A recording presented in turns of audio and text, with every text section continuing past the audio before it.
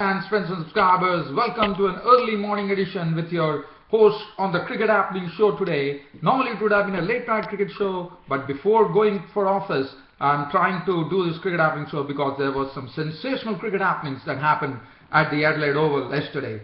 And that was to say that India were coached in the sense India had actually defied the Australian resistance and they were doing pretty well, and nobody would have thought that Australia will be pulling this match under the rug from India's feet, because what they did is something extraordinary, and the man who did that was Nathan Lyon, the right arm off spinner, who has been troubling the Indians, no doubt about it, but he was the one who went on in his merry way and picked up the last seven from 205. India definitely had an aggression in that. They wanted to chase after tea time, and 205 for 2 was the score at tea time, with Murali Vijay going strong and also Virat Kohli doing very well. And then suddenly there was a real, collapse in the sense India were definitely going for the target.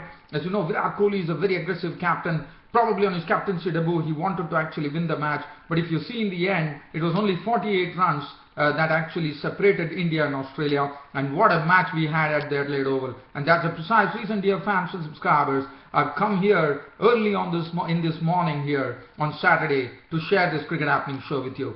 And also there were another good thing which happened. Virat Kohli, the Indian captain, even though India lost by 48 runs, I thought it was a brave resistance, and I thought they played absolutely bravely. And that is credit to an aggressive captain, Virat Kohli, who went on to not only score his highest score in Test cricket, but on a captaincy debut became the second player in the annals of cricket history after the former great batsman, Greg Chappell of Australia, to score twin centuries on captaincy Test debut. So that is something which is absolutely splendid. And well, I thought both the teams played well, but Nathan Lyon, I mean, one has to really doff our hat to Nathan Lyon. It is something different that you have a pitch which is actually giving you a chance to turn the ball. There was some bounce, there was some rough to be exploited, and I thought Nathan Lyon, the right arm spinner, was the one who exploited it to the hilt.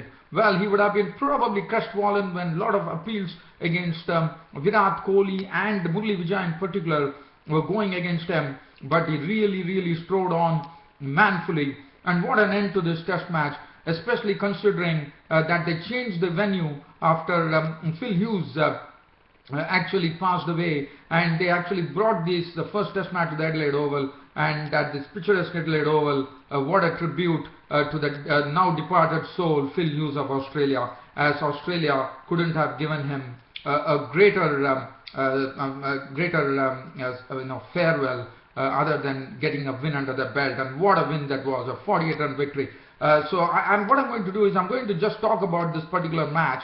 But one thing that I would like to say, and let me tell you, Nathan Lyon has definitely proved he's a match winner, because he got 12 wickets in the match, and that is splendid stuff. And that too against the Indians. I think he's the first Australian bowler to have taken 10 wickets to actually win a match for Australia. And now really, if any spinner has done well against India, that really means that Australia, you have got a match winner in Nathan Lyon. As I said, it was very essential to bowl the right line. It is something different where you have the wear and tear on the pitch. There is a rough outside to be exploited, but it also depends on how the bowler does it, and that is what precisely Nathan Lyon did. He exploited it to the hilt, and he brought an Australian victory. But let me tell you, nobody would have expected with the score on 205 for 2 at lunch from Virat Kohli and Murali Vijay. Murali Vijay unfortunately had to miss his century out for 99. But India were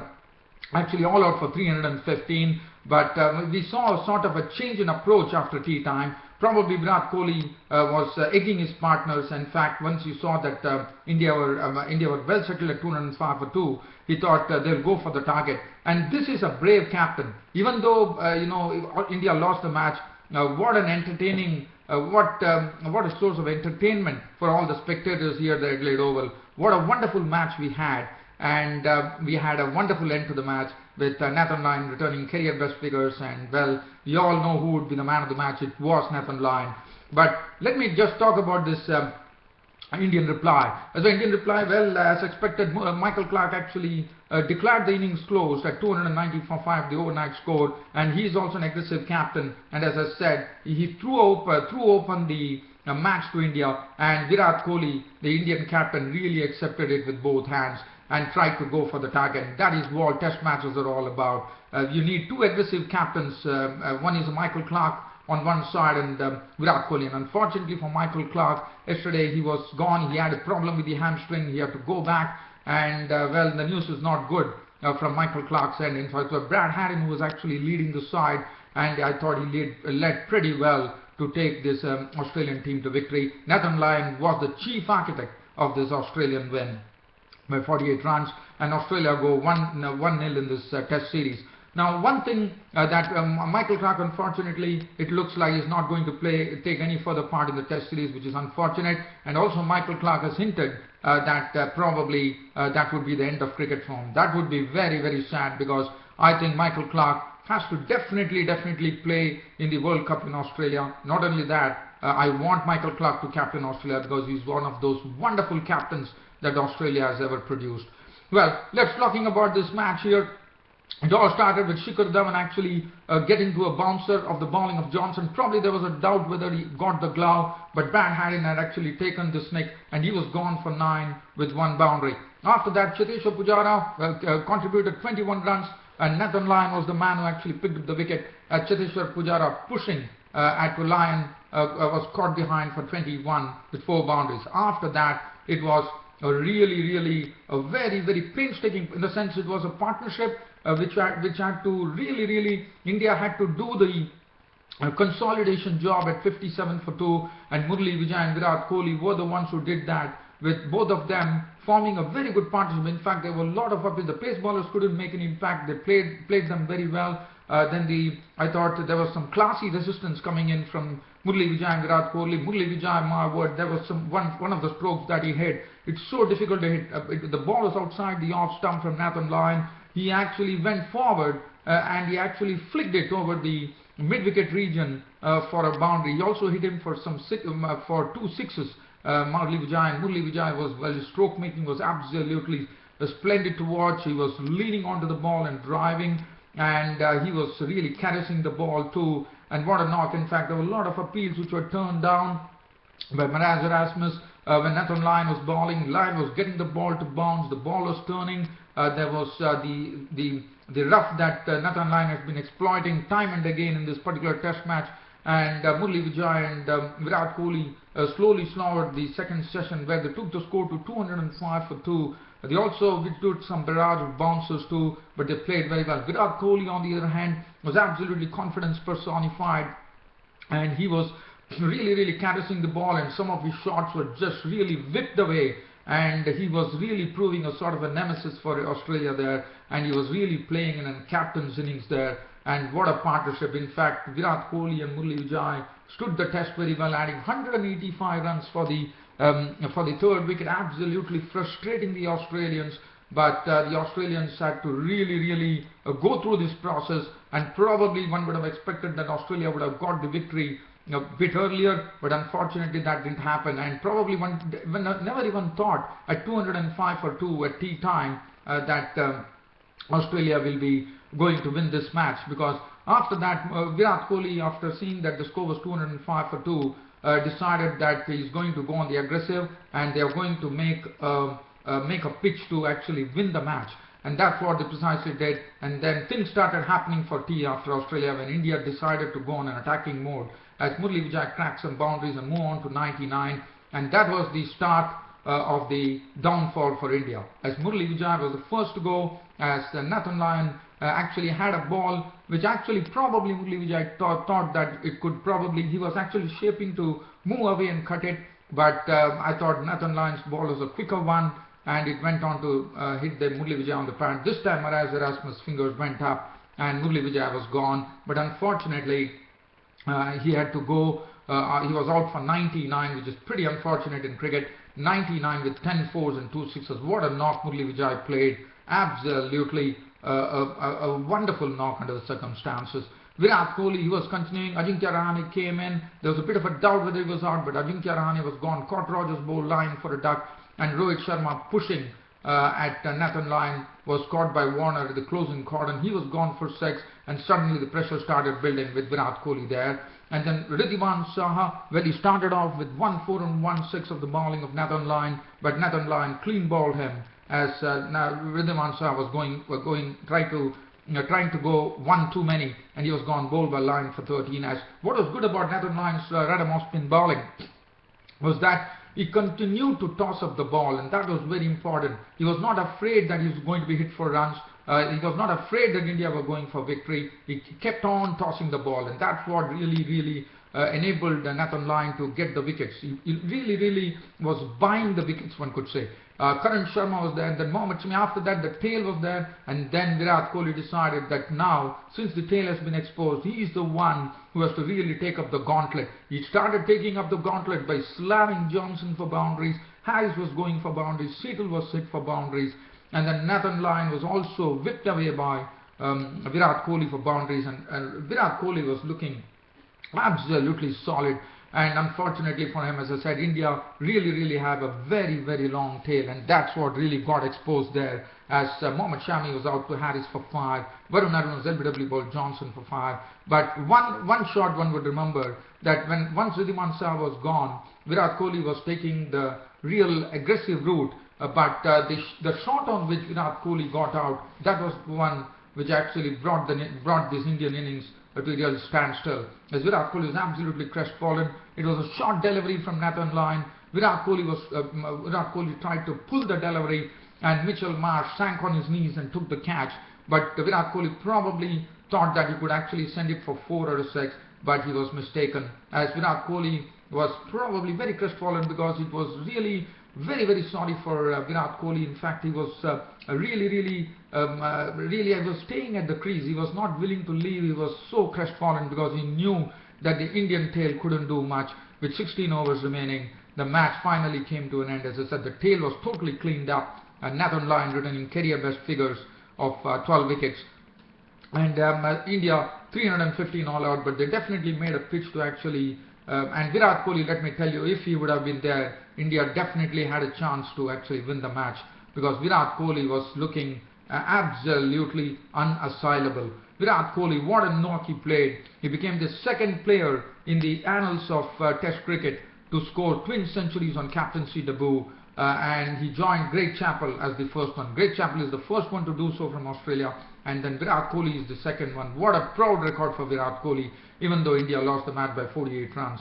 141 of 175 balls, 16 beautifully hit boundaries, and one glorious 6 that Virat Kohli hit. 315 all out. Looking at the bowling, let's have a look at Nathan Lyon's bowling figures.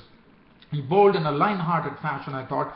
34.1 overs, 5 maidens, 152 runs and 7 wickets to add to the 5-wicket bag that he had in the first innings, returning career best test analysis of 12 wickets. And here, Nathan Lyon, as I said, has really proved that he is a real match winner for Australia now, and the opposition would definitely be wary about Nathan Lyon now. I'm not going to go into the other bowling figures. 2 wickets to Johnson and 1 to Ryan Harris. And as I said, Nathan Lyon took the Man of the Match award. And the first, and as I said, this could have not been a greater tribute to Phil Hughes, the very sadly departed cricketer from Australia. So from here I'm going on to give you a cricket update, because as I said, I wanted to cover this Australia-India close match. So right now I'm just going to give you a brief summary. We are talking about the 6th one-day international that has finished between England and Sri Lanka, and Sri Lanka were the victors by 90 runs, and Kumar Sangakkara was the one who led the way with 112 of as many balls, with 12 fours and 2 sixes, and Sri Lanka basically actually won the series because they have taken a 4-2 lead in the 7-match series. There's only one match to come, and Sri Lanka would be, England now, the series is done, as Sri Lanka have taken an unbeatable lead. In fact, they have already won the series against England. Sri Lanka making, the batting first, made 292 for 7 of 50 overs. Kumar Sangakkara making on 112 of as many balls as said, 68 coming in from an aggressive Tilakar in the direction with 8 boundaries. And then we had contributions coming in from Sekuge Prasanna, who came into the team with a quick fire 20 of just 12 deliveries, with 1 4 and 2 sixes. Chandimal really got into some form here by contributing 35 of 31 balls with 4 fours and 292. As far as the bowling was concerned, the wicket was actually shared. The spoils were shared by Stephen Finn, 2 wickets.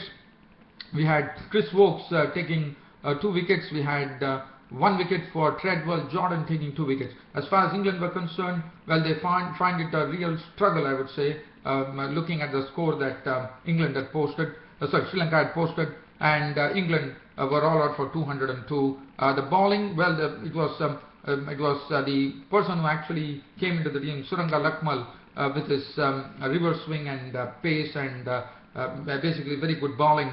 Actually, he returned the career best analysis of 8 overs no maiden 4 for 30, who was the one who actually made rapid inroads into the middle order to really sink this England into a further mire, and England had no answer as they were all out for 202.